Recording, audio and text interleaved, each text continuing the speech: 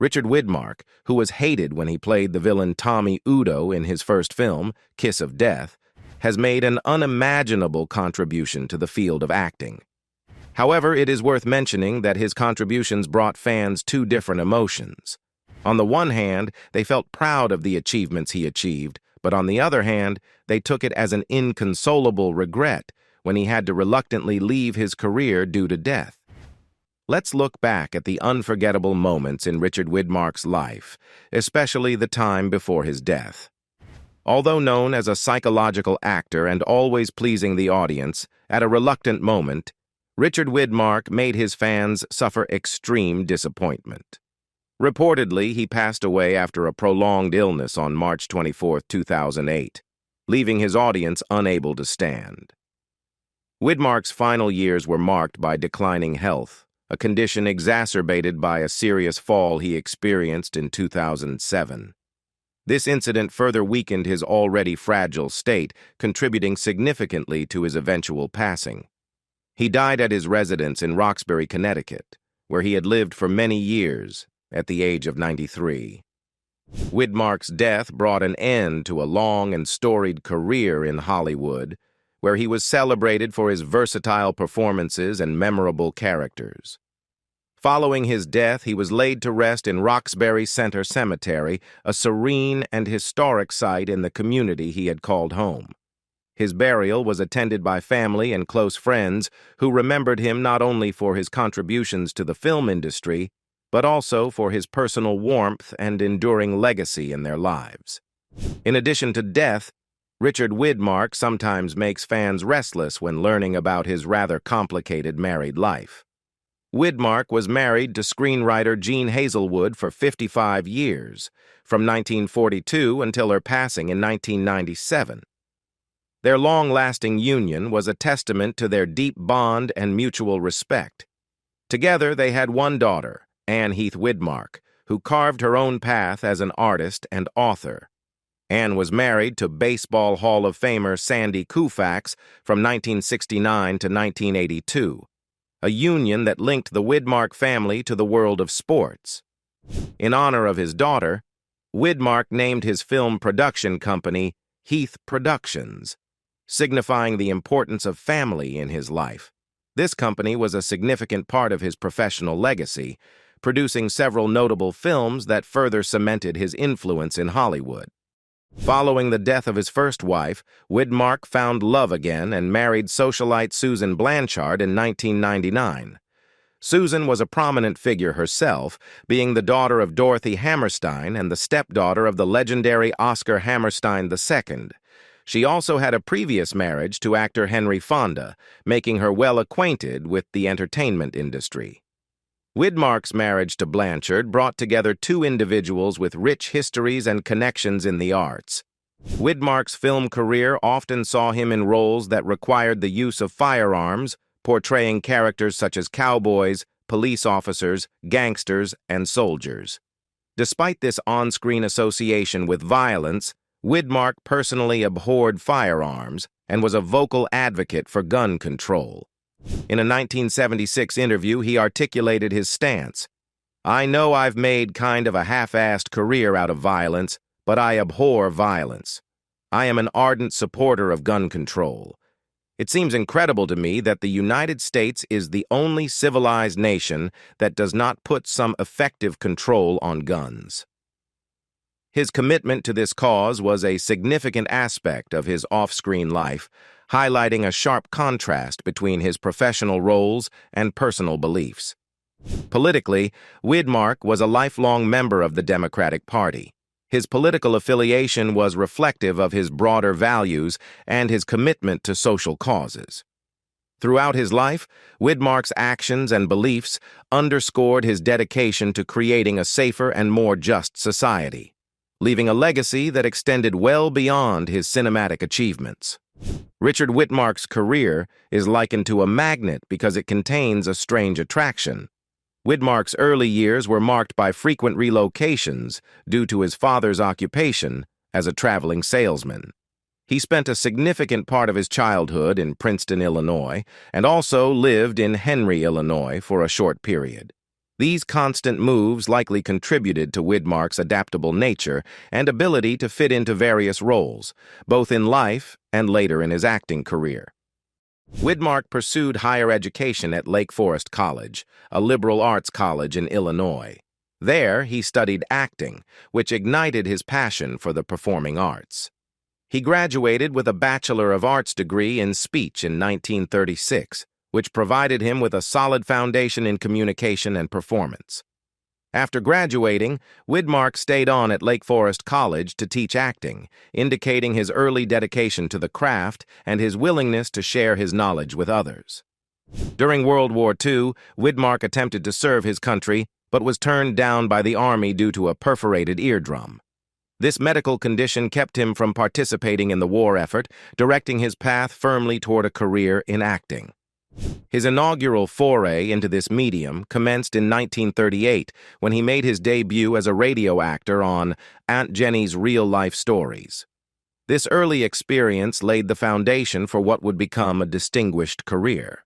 Widmark's talent quickly garnered attention, leading to significant roles in various radio productions throughout the 1940s. One of his notable portrayals during this period was as the lead character in the Mutual Broadcasting System's daytime serial Front Page Farrell from 1941 to 1942. Widmark inhabited the role of David Farrell, a top reporter for the Brooklyn Eagle, in a drama introduced daily with the captivating tagline, "The exciting, unforgettable radio drama. The story of a crack newspaperman and his wife, the story of David and Sally Farrell." Widmark's portrayal brought depth and authenticity to the character, captivating audiences with his compelling performances. Despite Widmark's success, his tenure as David Farrell came to a close when the series transitioned to NBC. Nevertheless, his impact on the radio landscape was far-reaching as he continued to lend his voice to numerous popular network radio programs throughout the decade. From thrilling crime dramas like Gangbusters to chilling mysteries such as The Shadow and Inner Sanctum Mysteries, Widmark's versatility as a radio actor shone through in each role he undertook. Additionally, he showcased his range by appearing in programs like Joyce Jordan, M.D., Mulla Mystery Theater, Suspense, and Ethel and Albert, captivating audiences with his ability to inhabit diverse characters across various genres. In 1952, Widmark returned to the airwaves to portray Cincinnatus Shryock in an episode of Cavalcade of America titled Adventure on the Kentucky. This marked another notable chapter in his radio career, demonstrating his enduring appeal and versatility as an actor. Decades later, Widmark made a triumphant return to radio drama, further solidifying his status as a radio icon. From 1974 to 1982, he graced the airwaves once again with his presence, performing on CBS Radio Mystery Theater, a revival of the classic radio drama format. Additionally, during 1979-1980, he served as one of the 5 hosts on the Sears Radio Theater, where he delighted listeners as the Friday Adventure Night host, bringing new thrills and excitement to audiences nationwide.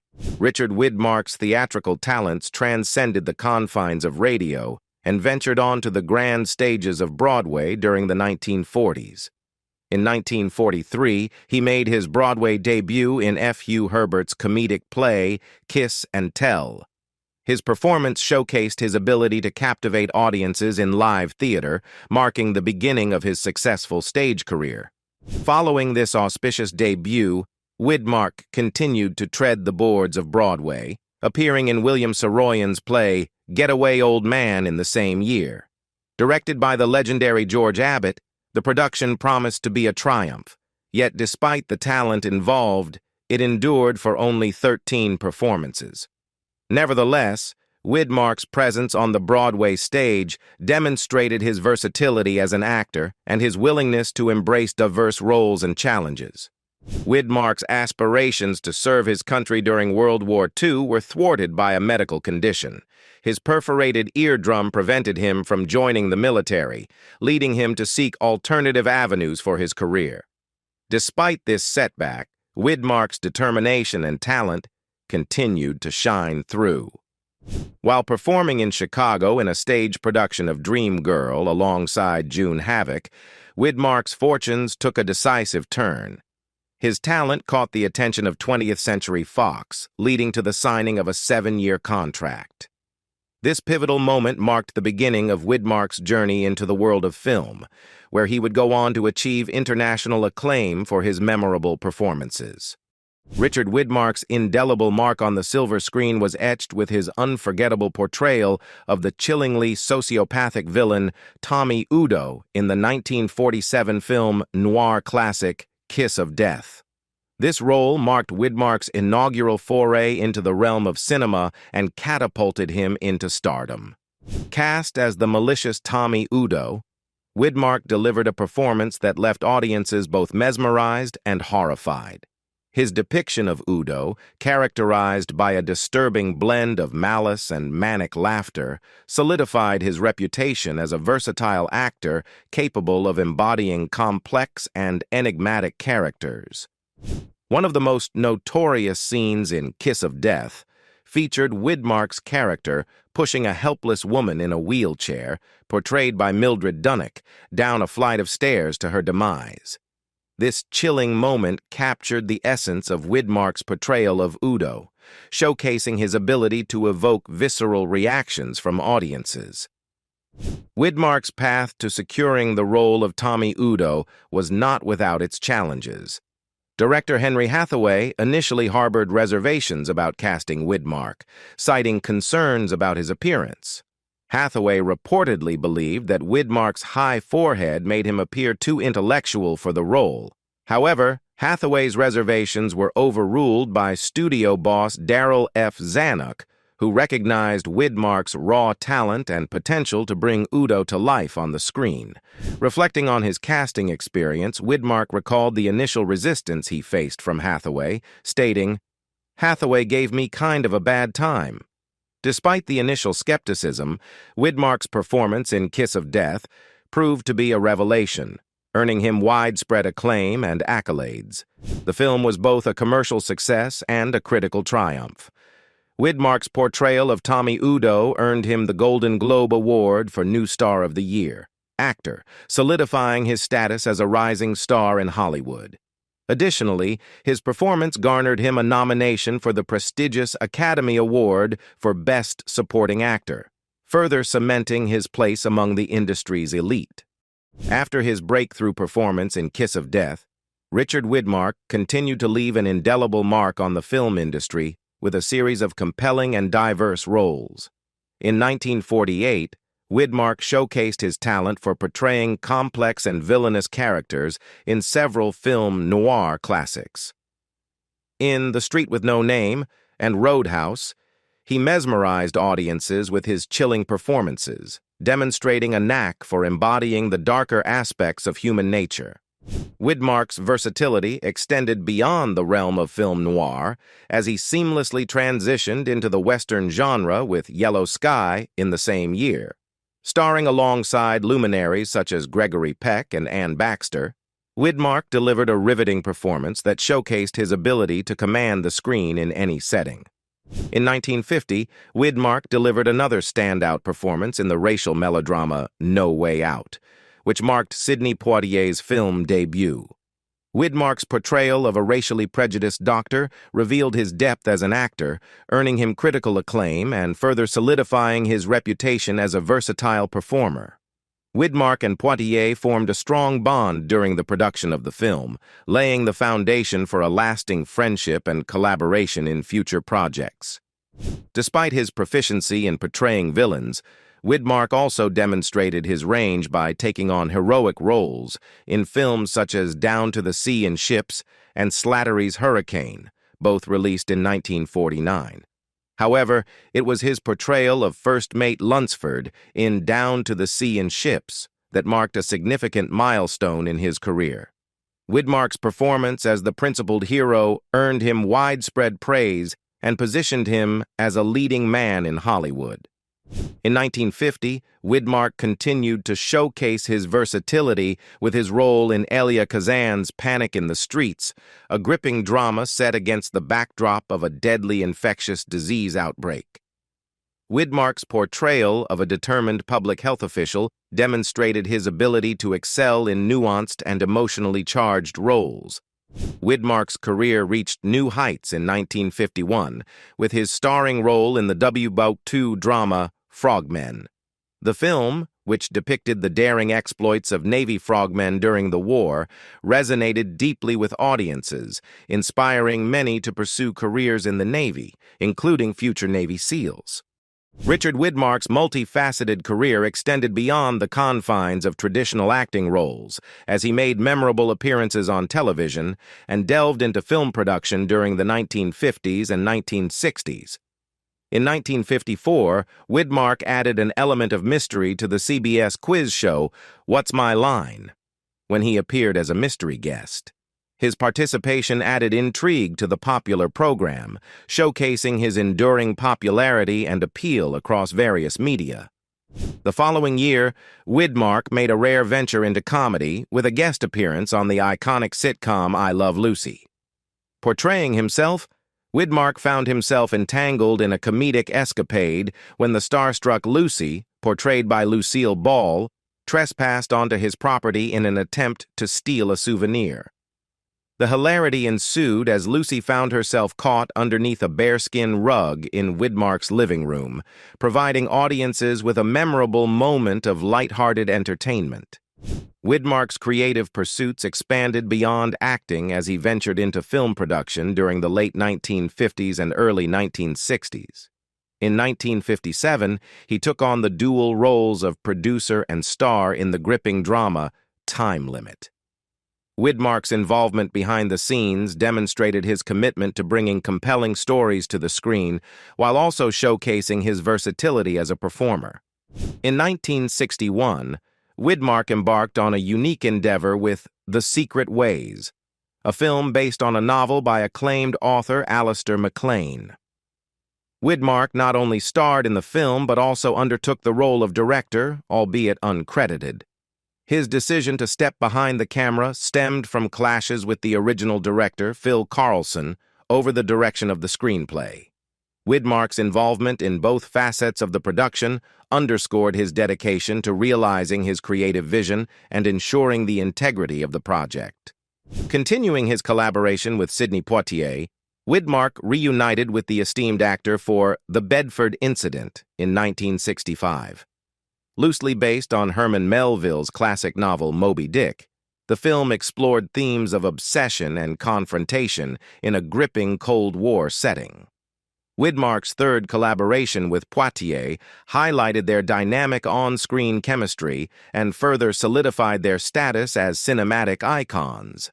Richard Widmark's illustrious career continued to evolve and diversify during the 1970s, showcasing his talent across various mediums and genres. In 1971, Widmark received critical acclaim and an Emmy Award nomination for his compelling portrayal of President Paul Rudebush in the television movie Vanished. Based on Fletcher Knabel's political thriller, the film captivated audiences with its gripping narrative and Widmark's commanding performance as the leader of the United States.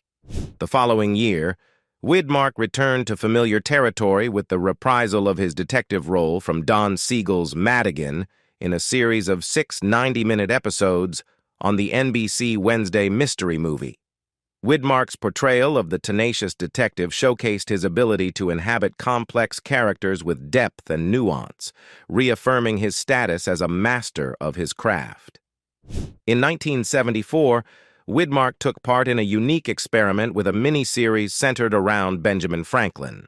The series featured 4 90-minute dramas, each with a different actor impersonating Franklin at various stages of his life. Widmark's portrayal of Franklin contributed to the series' critical acclaim, earning a Peabody Award and 5 Emmys. This ambitious project underscored Widmark's versatility as an actor and his willingness to embrace innovative storytelling methods. As the decade progressed, Widmark transitioned into supporting roles while still occasionally taking on lead roles that showcased his enduring charisma and talent.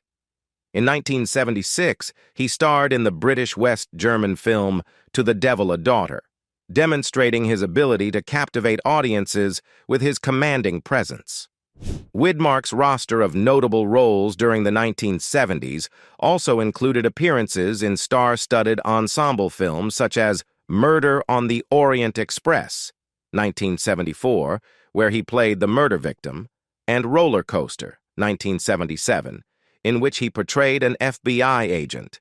Additionally, he featured prominently in disaster films like The Swarm, 1978, further solidifying his status as a versatile and accomplished actor. One of Widmark's standout performances during this period was in Michael Crichton's Coma, 1978, where he starred alongside Genevieve Bujold and Michael Douglas. Widmark's portrayal of a pivotal character in this gripping medical thriller showcased his ability to deliver nuanced and compelling performances in a variety of genres. Widmark's commitment to his craft remained unwavering as he continued to take on challenging roles, including his portrayal of Al Sieber in the TV movie Mr. Horn, 1979. Widmark's contributions to film and television during the 1970s solidified his legacy as one of Hollywood's most esteemed actors, leaving an indelible mark on the industry and earning him the admiration of audiences and critics alike. Richard Widmark's presence continued to grace the silver screen throughout the 1980s, showcasing his enduring talent and versatility as an actor.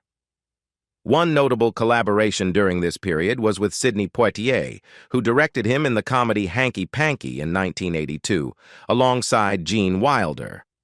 Widmark's performance in this comedic romp demonstrated his ability to effortlessly transition between genres, captivating audiences with his impeccable timing and comedic flair. In addition to Hanky Panky, Widmark appeared in a diverse array of films during the 1980s, further solidifying his status as a cinematic icon. He starred in the gripping political thriller Who Dares Wins in 1982, captivating audiences with his portrayal of a seasoned operative navigating a world of espionage and intrigue. Widmark's commanding presence added gravitas to the film, elevating it to new heights of suspense and excitement. The following year, Widmark showcased his dramatic prowess in Against All Odds, 1984, where he starred alongside Jeff Bridges and James Woods. His nuanced portrayal of a complex character added depth to the film, earning him accolades from audiences and critics alike. Despite his advancing years, Widmark's commitment to his craft remained unwavering, as evidenced by his final television role in the critically acclaimed TNT adaptation of Cold Sassy Tree in 1989, alongside Faye Dunaway. Widmark's performance in this poignant drama underscored his enduring talent and served as a fitting conclusion to his remarkable television career. Throughout his illustrious career, Widmark appeared in over 60 films, leaving an indelible mark on the landscape of cinema. His final film appearance came in the 1991 drama True Colors, where he delivered a poignant performance that served as a testament to his enduring legacy. In a candid interview with Michael Sheldon in 2002, Widmark lamented the state of modern filmmaking, expressing his belief that the industry had lost much of its magic. He criticized the prevalence of mechanical processes and emphasized the importance of skilled directors who understood how to capture the essence of storytelling through the art of filmmaking. What do you think about Richard Widmark's interesting career journey? Leave us your comments in the section below. We hope you have found this helpful video. Don't forget to leave a like, share, and subscribe to the channel if you like it. Thank you for watching this and see you in the next videos. Goodbye.